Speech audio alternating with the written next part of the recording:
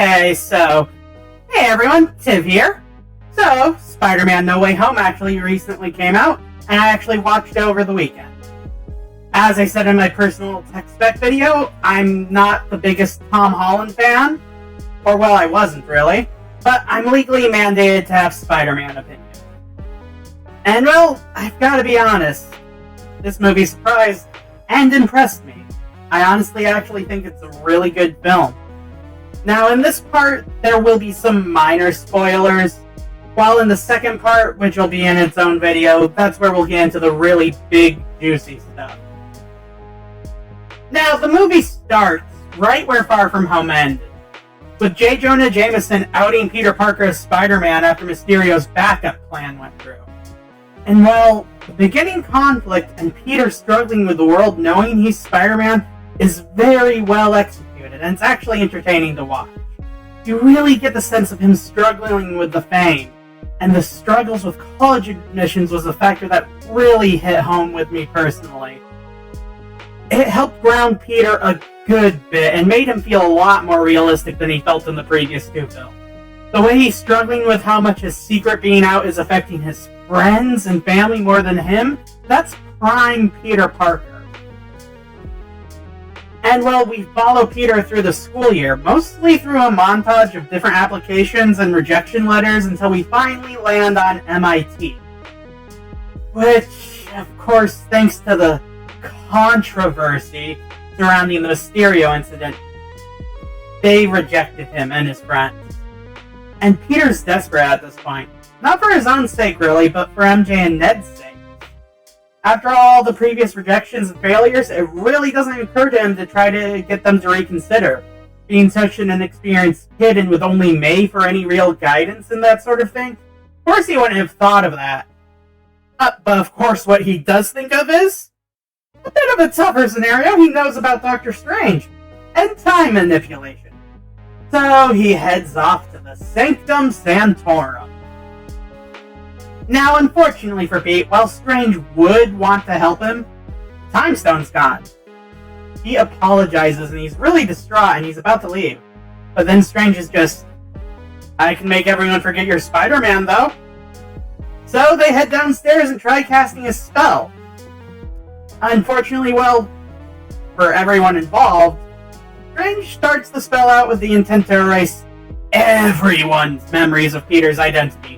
And didn't tell Peter those details until they were already casting. And so Peter keeps trying to add to the spell to retain his friends' and family's memories. But the strain and stress of it, along with the last part Peter added to it, basically everyone who knew him Spider-Man should still know, kind of made the spell go a bit berserk. The Strange contains it and prevents it from being cast. After talking with Peter, it's only through Strange that Peter realizes that it's even possible to talk to admissions and try to get them to reconsider. Now this pisses Strange off something fierce, and he tells him to leave. So Peter tries to make the best of his situation and talk to the head of admissions. And this is where the fun begins. Peter finds the admissions lady headed to the airport on a bridge. And while he's trying to convince the admission lady, the bridge gets attacked by the Raimi-verse Dr. Octopus. There's a really intense fight between the two. And ultimately Peter wins because the nanites from the Iron Spider suit basically hack Dr. Octopus's arms. And then, right as the fight is ending, the Green Goblin, also the one from the first Raimi film, appears. But Otto and Peter get teleported away by Strange before things can escalate any further. We get the explanation that the spell contained, or not, has managed to start calling everyone who knows Peter Parker as Spider-Man into the MCU's reality. And Strange sends Peter and his friends on a mission to capture them so they can send them home. After catching Electro and Sandman, everyone involved comes to the conclusion that, oh, a good chunk of these villains got pulled away just before their deaths in their home reality. Peter's a bit uneasy about continuing after this. especially after Norman Osborn is found in the care of Aunt May.